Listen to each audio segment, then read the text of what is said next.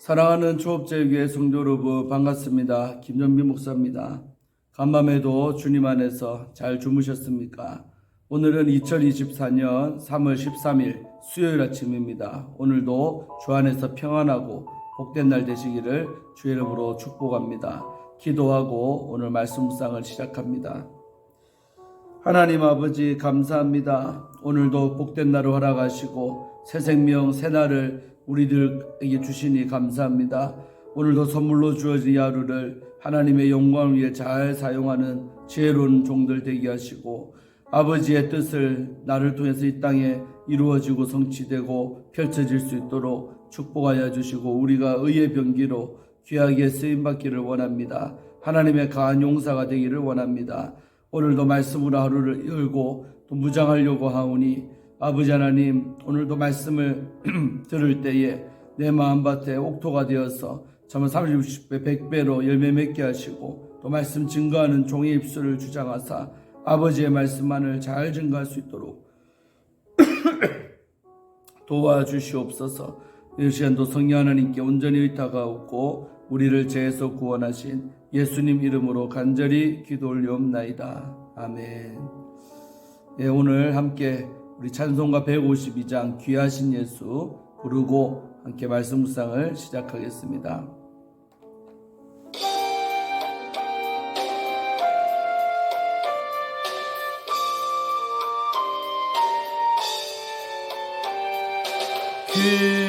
귀하신 예수 정죄당하심은 약한 자들의 미움 때문이라 원수의 조롱 주의 몸 상하심 오 괴로워라 네 잘못인가 누가 범죄했나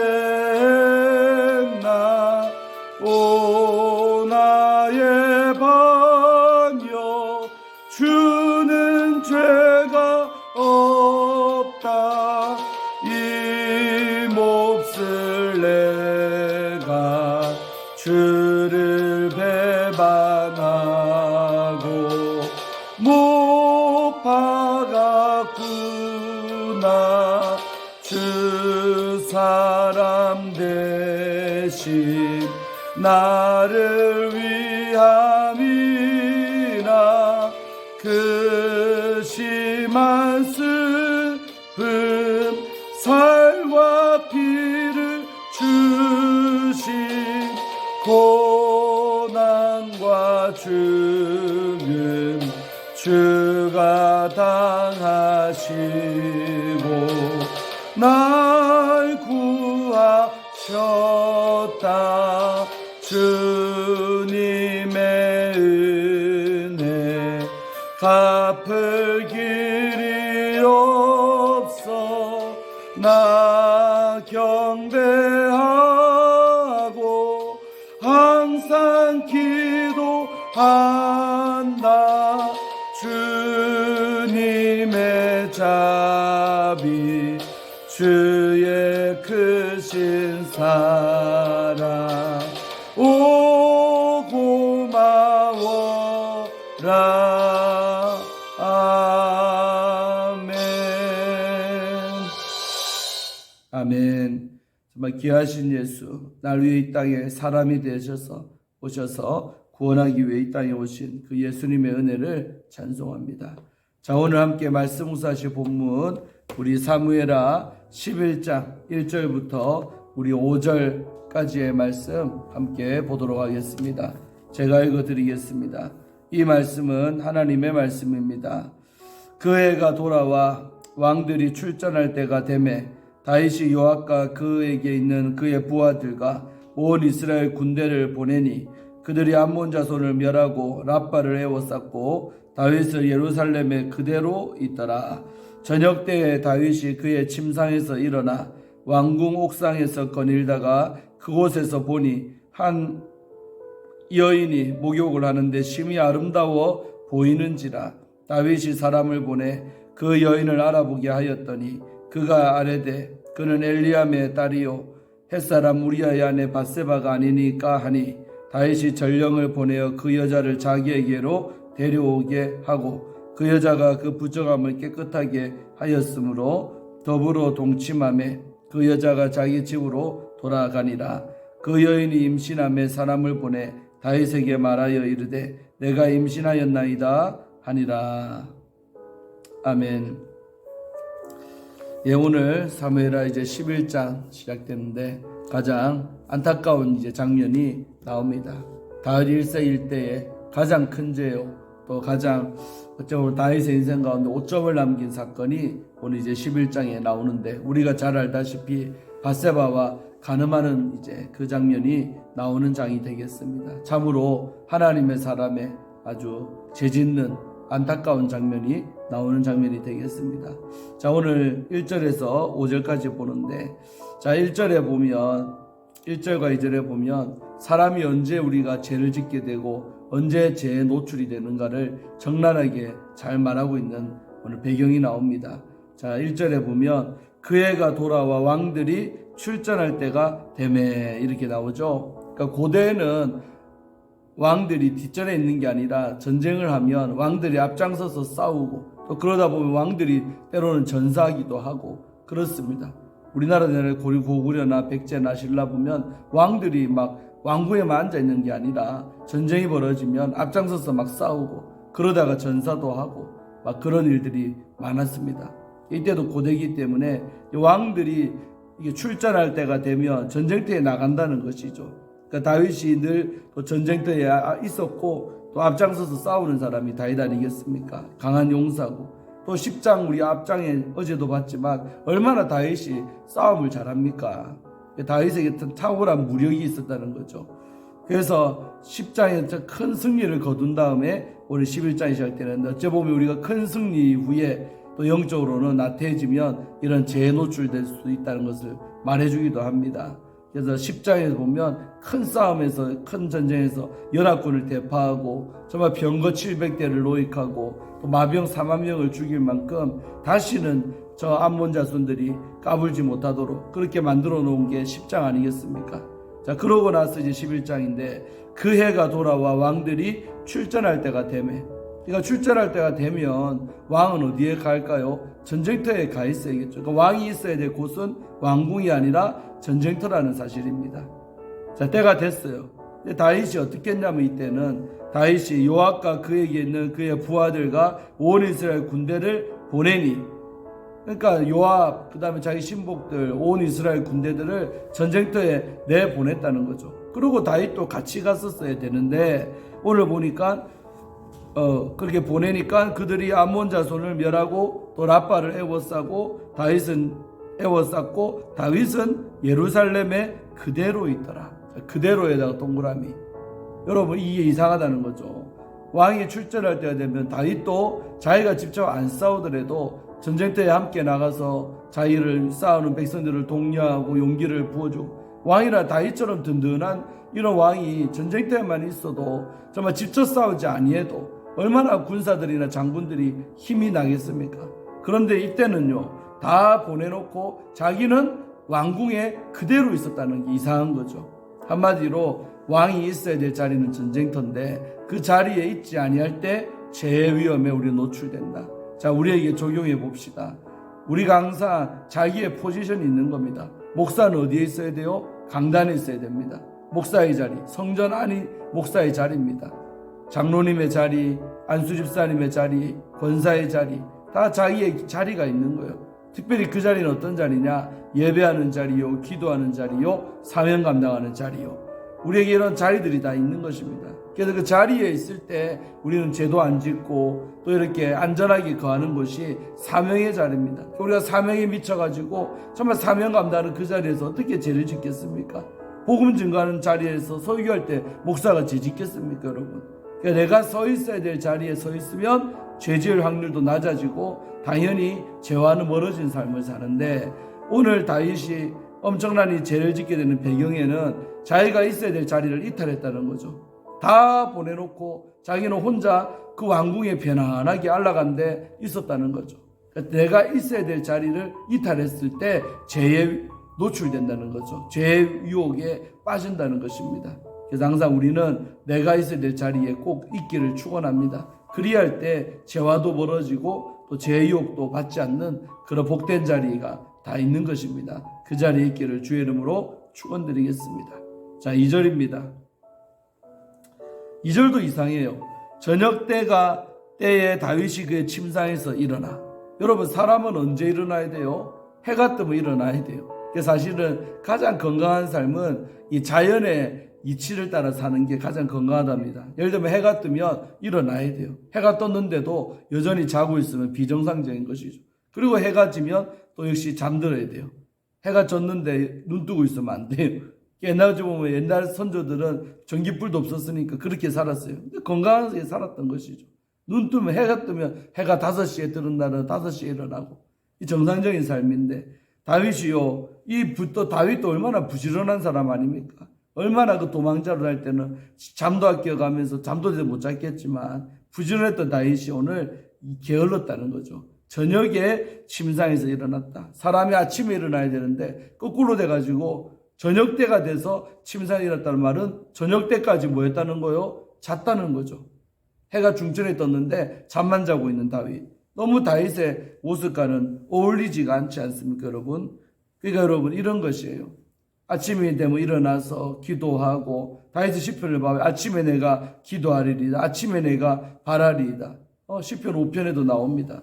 그런데 이때 다윗의 리듬이 깨져 있었다 이 말이죠. 그가 자기 자리에 이탈했지요. 그 다음에 리듬도 깨져 있죠. 게을렀다는 거예요. 뭐 했는지 모르겠지만 이렇게 잠을 밤에 자야지 낮에 자고 저녁 때쯤 돼서 일어났다는 거예요. 부시시 일어났어요.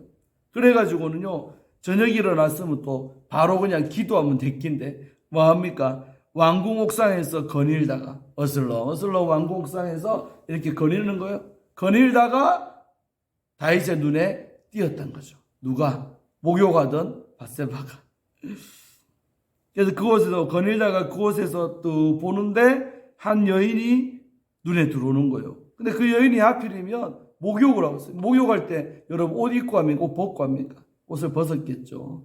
옷 벗고 목욕하는 여인이 눈에 보이는데 오늘 뭐라고 기록은 심히 아름다워 보이는지라. 그러니까 다윗의 눈에 아름다운 여인이 그것도 알몸으로 목욕하고 있는 장면이 보이니까 그때 이 제욕이 오는데 못 이겨낸 거지요. 그래서 남자는 눈 조심해란 말이 있듯이 남자는 시각적인 동물이라 시각적인 자극을 받으면 안 됩니다. 그때 제욕이 오는 거예요. 그래서 다윗도 때 뭐 여인의 모습을 본 거죠. 그러니까 여러분, 이게 전쟁터에 많이 나가 있었더라면 밧세바 목욕하는 걸 볼 수는 있었겠습니까? 맨날 피비린내나는 그 전쟁터에 있으면 아무런 그런 죄 지을 수도 없고 죄 지을 유혹도 받을 리도 없죠. 그런데 전쟁터에 안 나가고 왕궁에 있었죠. 또 늦게 일어났지요. 게을렀다는 겁니다. 게으름 속에. 그리고 어슬렁거리다가 눈에 또 예쁜 여인이 하나 눈에 띄었네. 그것도 또 남자가 눈에 약한데 심히 아름답게 보였대요. 여인네가. 그러니까 이때 죄를 짓게 되는 거죠. 자, 이때도 사실은 근데 첫 번째 이 대목에서 다윗이 눈에 이뻐 보였지만 아이고 아사라 무슨 소리냐 하면서 이때 중단했었어야 돼요. 그런데 이제 진행이 되는 거죠. 그러니까 죄라는 것은 점점점 진행되는 거예요. 작은 죄에서 큰 죄로. 그러니까 본 것까지도 물론 죄라고 할 수 있어요. 신학적 보자면. 그러나 여기서 그만했으면 이제 실제적으로는 죄 안 지었을 텐데 이때 그만두지 않고 3절에 보니까 다윗이 사람을 보내갖고 그 여인을 알아보게 하였다는 거죠. 이게 문제입니다. 그냥 본 것으로 끝났어야 되는데 이제는 또 더 한 단계 더 나가네. 사람을 보내갖고 저 여자가 누군지 좀 알아봐라. 알아봤어요. 그러니까 알아보고 그 알아본 사람이 돌아와서 보고하기를 그는 엘리암의 딸이요 햇사람 우리아의 아내 밧세바가 아닙니까? 하면서 답변하는 거예요. 눈이 띈 거라는 거예요. 누구라고? 그러니까 당신의 장군 전쟁터 나가 있는 햇사람 우리아의 부인인 엘리암의 딸이고 밧세바입니다. 이 얘기까지 들으면 이때도 사실은 그만뒀어야 되죠. 왜? 관계를 볼 때 너무 넘볼 여자가 아니잖아요. 지금 나를 위해 내 대신 싸워서 전쟁터 가서 목숨을 걸고 싸우고 있는 자기 장군의 부인이잖아요. 이런 관계를 알았으면 이때도 그만둬야죠. 이때 두 번째 기회가 온 거예요. 관계를 알았을 때 아이고 딴 사람도 아니고 내 부하의 부인인데 내가 건들면 되겠나 싶어서 이때 또 단점을 했어야 되는데 또 진도가 나가는 거예요. 누군지 알아봤는데 그 다음에는 또 다윗이 유혹을 못 이기고는 이번에는 4절에 다윗이 사람 전령을 보내서 그 여자를 자기에게로 데려왔다는 거죠. 더 이상 이제 돌이킬 수 없습니다. 봤지요. 누군지 알아봤지요. 그 다음에는 내가 있는 왕궁으로 저 여자를 데리고 오랍니다. 여러분 이제 밧세바는 다윗이 자기를 본지도 몰랐겠지만서도 또 왕이 부르니까 또 어떻게 안 나갈 수 있겠습니까? 치장하고 갔겠죠. 그래서 가보니까 여러분 멀리서도 그렇게 예뻐 보인 여인이 가까이서 보니까 다윗이 유혹을 이길 수 있습니까? 못 이기는 거죠. 그래서 누군지도 알았고 신분도 알았고 다 봤는데 결국은 그 여자를 동침을 하게 되는 거죠. 그래서 데려오게 해서 부정하게 하였으므로 더불어 동침함에 그 여자가 자기 집으로 돌아갔다. 이제 원나잇 즐기고 집으로 돌려보낸 거예요. 또 어찌 보면 여기서도 끝낼 수도 있었는데 문제는 항상 죄는요 씨앗이 죄의 열매가 맺히는 거예요. 이렇게 이제 부정을 저질렀잖아요. 그래가지고 동침하고 집으로 돌려보냈는데 이제 얼마나 시간이 지는지 모르는데 그 여인이 임신이 돼버린 거예요. 하루인데 한 번 했을 뿐인데 그때 하필이면 또 임신이 되는 거예요. 아이를 가진 거예요. 그래가지고 아기를 가지니까 이 밧세바도 걱정이 되잖아요. 맞죠? 그리고 또 어쨌든 이 아이의 아버지는 다윗이 뻔하고 그러니까 왕인 다윗에게 사람을 보내갖고 내가 임신했습니다 라고 그 소식을 다윗에게 또 전하네요. 그러니까 이제 다윗의 입장이 심히 난처하게 되는 거죠. 우리가 죄를 지으면요 입장이 난처하게 됩니다. 하나님의 영적 프로세스입니다. 죄를 안 지으면 사람이 당당하고 떳떳한데 이런 지으면 안 될 죄를 지으면 입장이 난처하게 곤란하게 되는 거예요. 곤란하게. 하필이면 하룻밤으로 끝났어야 될 관계가 아기가 생기는 바람에 또 진행되는 거죠. 그래서 그 다음에 이제 지어서는 안 될 죄까지 저지르게 되는 것까지 발전하게 되는 것이죠. 자, 오늘은 여기까지 보고 이제 내일 6절부터 함께 봅니다. 자, 오늘 말씀을 통해 우리가 깨닫는 게 무엇입니까? 몇 가지가 있는데 큰 승리 이후에 방심하면 안 된다. 10장에서 그렇게 연합군을 아람과 암몬 자손 연합군을 정말로 격파했던 다윗. 그러니까 승리한 다음에 오히려 영적으로 풀어지면 안 되는데 우리는 보통 큰 승리 이후에 게을러지고 나태해지고 풀어질 때가 있는 그때가 위험할 때라는 것입니다. 그래서 우리는 승리한 이후에도 계속 긴장할 것을 놓치지 말고 계속 긴장하고 살아야 우리는 죄를 안 짓게 될 줄로 믿습니다. 두 번째, 우리가 있어야 될 자리를 이탈하면 죄 짓게 된다. 그래서 우리가 항상 사명의 자리, 예배의 자리, 기도의 자리 벗어나지 아니하면 죄질 수도 없고 죄도 유혹도 받지 않습니다. 그러나 내가 있어야 될 자리를 이탈할 때 죄 짓게 된다. 다윗이 전쟁터에 나갔었더라면 오늘 밧세바와 엮이는 이런 상황이 안 됐겠지요. 근데 왕궁에 있으니까 결국 죄를 짓게 됐다는 거죠. 자, 세 번째, 게으름입니다. 그래서 로마서 12장 11절에 뭐요? 열심을 품고 주를 섬겨라. 게으르지 말고 부지런하여 게으르지 말고 열심을 품고 주를 섬겨라. 제가 제일 좋아하는 구절인데 정말 우리는 부지런해야 돼요. 그리고 열심으로 주님을 섬겨야 돼요. 그런데 오늘 다윗이 저녁 때 일어났다는 말은 게을렀다는 것이죠. 아침이 됐는데 눈 뜨고 일어나야 될 사람이 저녁까지 자빠져 잔 거예요. 그러니까 게을러졌을 때 역시 죄의 유혹을 받는 거다. 그 다음에 죄도 점진적으로 짓게 되는 거예요. 그래서 보았지요. 그 다음에 알아봤지요. 그 다음에 데려왔지요. 결국은 이렇게 된 것입니다. 그래서 우리가 죄를 짓는 그 초창기에 빨리 깨닫고 빨리 끊어내야지 되는데 거기서 점점 유혹받으면 더 진행되고 죄가 점점 커진다. 진행된다는 거죠. 아멘. 그래서 우리가 한번 첫 스타트가 중요하지만 만약에 그 유혹받았을지라도 그 단계에서 끝냈으면 그 다음 큰 죄로는 이어지지 않을 것입니다. 그래서 우리가 작은 죄 지을 때 빨리빨리 회개해야 된다. 그때 영적으로 하나님께 기회 주는 거예요. 근데 그때 분별하지 못하고 가만히 있으면 더 큰 죄로 더 큰 죄로 더 큰 죄로 이게 계속 발전이 된다는 것을 오늘 우리 다윗을 통해 알 수가 있는 것입니다. 항상 죄는 하나님과 나 사이를 파괴하고, 죄는 하나님과 이웃 사이의 관계도 파괴하고, 또 나를 아주 난처한 지경에 아주 도다르게 하는 게 죄라는 것입니다. 우리가 인생 살아가면서 당당하고 불편하지 않게 살려면 죄를 멀리해야 될 줄로 믿습니다. 죄와, 히브리서 우리 말씀처럼 죄와 싸우되 너희가 피 흘리기까지는 싸우지 아니했다 그래요. 우리는 피 흘리는 것까지 죄와 싸워야 될 줄로 믿습니다. 그래서 항상 정신 차리고 죄를 멀리하고 또 유혹에 빠지지 말고 승리해야 될 줄로 믿습니다. 그리하려면 내가 서 있어야 될 자리가 어딘가 늘 생각하시고 그 자리에 머무는 그런 우리가 제 자리를 알고 내 자리를 지키는 그 우리가 되기를 주의 이름으로 축원합니다. 할렐루야. 기도하고 마치겠습니다. 하나님 아버지, 오늘 사무엘하 11장 말씀을 시작하며 너무나도 마음이 무겁습니다. 다윗 일생일 때 그렇게 잘 나가고 충성하고 아버지 앞에 사랑받던 다윗이 오늘 너무나도 돌이킬 수 없는 큰 죄에 빠지게 되는 오늘 장면을 우리는 보고 있습니다. 아버지, 우리도 누구나 다윗처럼 이렇게 될 수 있는 연약한 존재인 것을 고백하오니 아버지, 우리가 연약하기 때문에 더 아버지 앞에 엎드려 기도할 수밖에 없는 연약한 존재임을 고백합니다. 기도의 자리를 떠나지 말게 하소서, 예배의 자리를 떠나지 말게 하소서, 사명 감당의 자리를 떠나지 말게 하소서, 직분의 자리를 떠나지 말게 하소서. 우리가 서 있어야 될 자리만 서 있다면 정말 죄의 유혹 같은데 빠지지 않을 줄로 믿습니다. 그러나 우리가 내 자리를 이탈할 때 죄의 유혹 속에 우리는 노출되고 빠질 수밖에 없는 연약한 인간임을 고백하오니 아버지, 우리를 불쌍히 여겨 주시옵소서. 오늘 이 한 날도 승리하게 하시고 부지런하게 주님을 섬기는 복된 날 되기를 원합니다. 주께서 함께하여 주옵소서. 감사드리고 오늘 특별히 오늘 수요일 날입니다. 오늘 저녁에 수요예배 잘 나와서 또 함께 큰 은혜 받도록 역사하여 주시옵소서. 감사드리고 예수님 이름으로 축복하며 간절히 기도 올리옵나이다. 아멘. 사랑하는 성도 여러분, 저녁에 뵙겠습니다. 샬롬.